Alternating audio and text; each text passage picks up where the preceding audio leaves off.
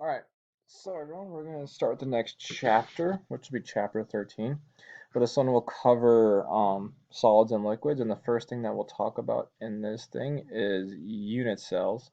Okay, but I split this section 11.1 into two parts. So this first part will talk about unit cells, and then the second half of 11.1. So the rest of the homework, we are only going to do 1 through 3 after this one, but the rest we'll do after. But both are due on Friday. Okay. I'll talk more about assignments and things upcoming for the foreseeable future at the end of that video, so make sure you guys watch the second one I'll post for this week, so you guys know what's going to happen now. Let's go on and talk about unit cells. Let's first talk about solids. So when we talk about solids, there are two types of solids that we'll talk about: amorphous and crystalline. And amorphous solids are what we'll call like a random arrangement of solids, of particles. There is no structure, there is no order, it's just random. And a good example that you guys see every day is glass. Even though glass from the outside looks like it's not random, looks like it's ordered because you can see through it, it's not if you go to the particulate level. So once you look at those particles, they're not ordered, they're not arranged in a certain way, it's just random. Compared to crystalline solids, those are atoms, ions, or molecules that are arranged in an orderly fashion. So those guys are ordered, and we'll call those ordered fashion unit cells. But a good example of one that you guys go every day is metals. So every metal you look at is actually a crystalline solid, or ionic compounds that you guys also eat every day, sodium chloride. Okay. Those guys are very ordered and very, excuse me, neat. So let's talk about unit cells first. And the unit cells are in the crystalline solids, and those are the smallest repeating unit within that solid. So as small as we could go, we found that single thing was the thing that was common that repeats over and over again throughout the whole solid. And there are three types that we're going to talk about: simple cubic, body-centered cubic, and face-centered cubic cells. I'm just gonna hit this slide real quick though, but it's like looking at it, if you keep looking at it, so this is like an arrangement of atoms that you maybe have seen on the microscope of a metal.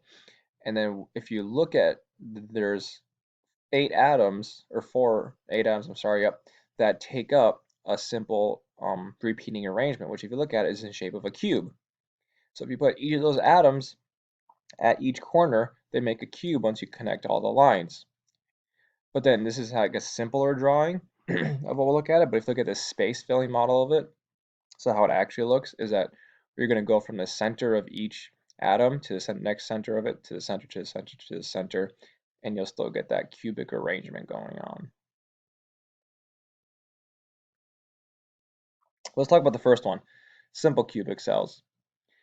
Okay, and then what they are, they're the simplest ones. So if you look at each one of these corners that we just talked about, there's 8 corners total in this cell. So we can only see right now 7, but the 7th, 8th one is all the way back over here. But each of these 8 corners is taken up by a portion of an atom, and that portion is 1/8 of the atom. So if we look at how much fills in this simple cubic cell, so how much is actually an atom, we'll take those 8 corners that are filled up with atoms times the 1/8 it's filling up, and we'll get 1 atom in a simple cubic cell.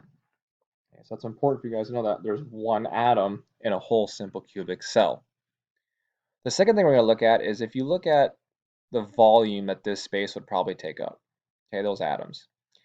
From the center of the atom, okay, to the outside of it, remember if we call that length right now, we're going back to geometry, is going to be the radius, right, r. And then if we look at the total length of that cubic cell, the total edge length, that was what we'll call it, and we'll symbolize that by an L, okay, it's 2 radiuses of atoms because they're touching at each point. So what we're going to also look at is if we look at the edge length of a simple cubic, it's just going to be 2 times the radius of that atom. Okay? So this is the other important part that you will need to know for each of them. So you need to know how many atoms it fills up and the edge length related to the radius.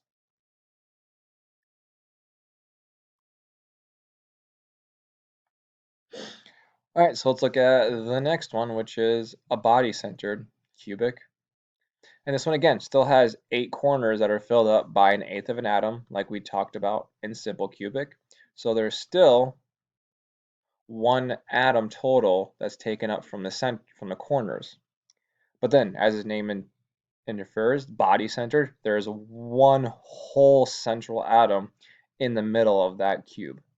So now we'll have the 1 atom from the corners plus the 1 central. Now we'll get 2 atoms per unit cell. So have a look at the edge length. So if you guys notice, there's some space that's in between each of those corner ones. So now we just can't use 2r for the edge length because that body, that internal atom in the middle kind of pushed everything outwards. Okay. So what we're going to do instead is that you guys can go through the derivations if you want. I can post a video about it, but there's other videos that talk about the derivations on how to get the edge length, which is really just like Pythagorean theorem, kind of simplified. But I'll just give you guys the edge length. And the edge length for a body-centered is 4r over the square root of 3. Okay. So this is the second part you need to know. But again, we're not going to go through the derivation because that's just time that I don't want to cover right now.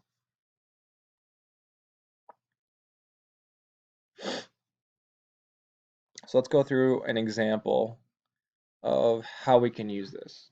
Okay. So tungsten crystallizes into a body-centered cubic unit cell. The density of tungsten is 19.3 grams per centimeter cubed. Find the volume of this unit cell. Really, the only number we're given is density. Okay, so let's break that down then. Let's look at that more. Remember, we simplified density as the letter P, which was the measurement of mass over volume. And in this case, the density is 19.3 grams per centimeter cubed. So we just need to get this centimeter cubed by itself. So we need to find what the mass is. Once we find the mass, we can find our volume. So let's look back, how we can maybe find the mass. Tungsten, we know it's W. Crystallizes into a body-centered cubic cell. We know we had to remember that there's 2 atoms, of tungsten in a body-centered cubic cell. So let's break down this 2 atoms because we know we can go from atoms to mass. So if we have 2 atoms of tungsten, right, we first use everybody's number, good old Avogadro's number to get out of atoms.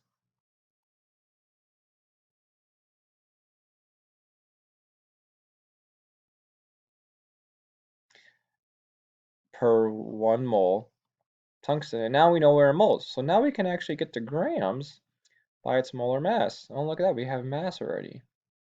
So we know 1 mole of tungsten is about 184 grams of tungsten. So now we can do our math to figure this out. So we'll take 2 divided by Avogadro's number times 184. We should get 6.11 times 10 to the negative 22nd grams. And that makes sense because we're only looking at 2 atoms. So it's a very, very small amount, which should be a very, very small mass. So now that we know our mass, 6.11 times 10 to the negative 22nd grams, and we know our volume goes on bottom, and we know the density is equal to 19.3 grams per centimeter, I'm sorry, cubed. We just have to solve for V now, and we'll get our volume. So once we do our cross multiplication and divide over and all that fun jazz, we should get about 3.17 times 10 to the negative 23rd centimeters cubed for the volume. And there we go. Okay. So you're going to have to probably use how many atoms are in this part the whole time. So don't forget, that's the important part to remember. All right, so let's look at our last unit cell, which is called face-centered cubic cell. Compared to body center, there is no internal one atom. There's still the 8 corner ones, as we talked about, so that stays consistent throughout each of the 3. So there's still 1 atom total that's given up from the 8 corners. But now we have an atom that's on each of the faces of the cube. So if you remember, the cube has 6 faces, and there's half of an atom in each one of those. So we'll get then 3 atoms from each of that total, which will give us 4 atoms per unit cell of a face-centered cubic cell. And then again, we're going to talk about the edge length from each edge to edge now in this one. And again, that's really just some geometry, which if you want, you can look it up on YouTube. There's a lot. But the edge length of a face center is going to be 2 times the square root of 2 times r. Okay. So don't forget that this r is not in the square root. This is outside of it. Okay. If you put it in the square root, you'll get the wrong answer. But let's look at how we can use now this one.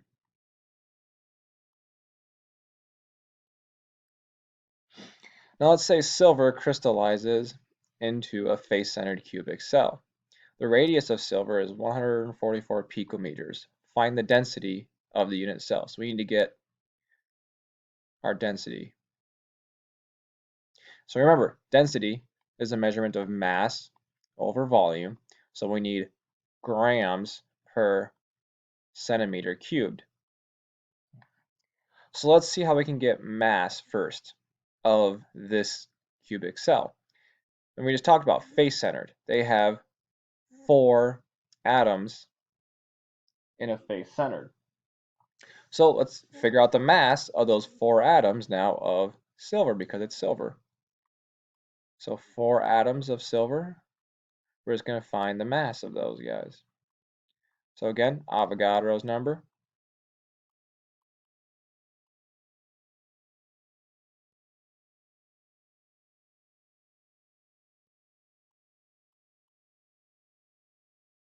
And then just molar mass now to get the grams.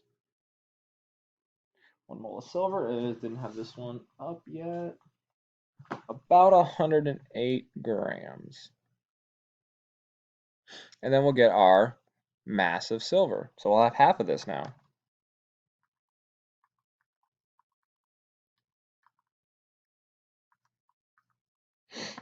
And again, we should get a very small number, which this time it's 7.17 times 10 to the negative 22nd grams. So now we have our mass. So we have half of this so far. 7.17 times 10 to the negative 22nd grams. So we need to find our volume now. So we're given that the radius now of the silver atom is 144 picometers, which if I told you guys, it's also important to remember the edge length of each unit cell, which we know the edge length of a face center is 2 times the square root of 2 times r. But the thing is now we need it in centimeters cubed because that's how density is usually measured in, but we're in picometers. So we got to convert these picometers first into centimeters.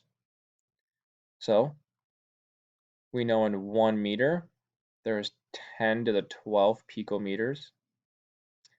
And then we'll go to centimeters. In 1 meter, there's 100 centimeters. So 144 divided by 10 to the 12 times 100. So we should get 1 times 10 to the, what was the converter for me?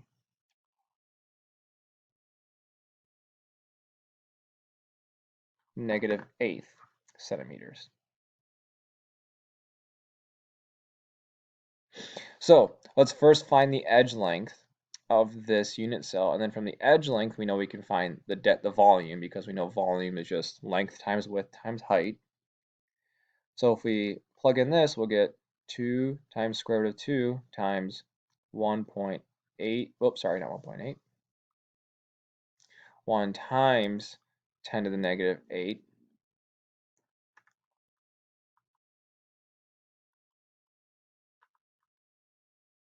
So now we get 4 times 10 to the 1, 2, 3, 4, 5, 6, 7, 8 again.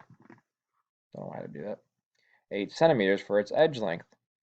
So this is the edge length now. So we just need to find volume, which is just going to be now our edge length cubed. Okay. So we're going to take our 4 times 10 to the negative 8 centimeters, and we're just going to cube it, is all.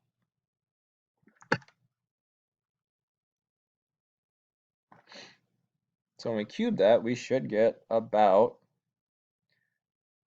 6.8 times 10 to the negative 23rd centimeters cubed. So now we have our volume that we can go back up here and plug in.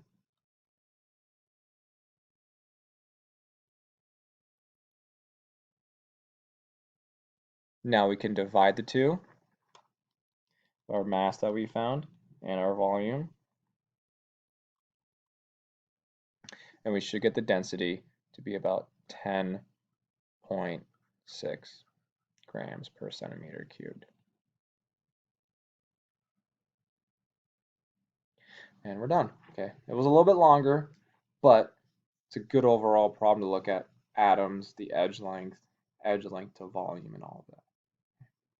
So remember, just do problems 1 through 3 on 11.1, and then we'll do the second half in the second lesson for this week.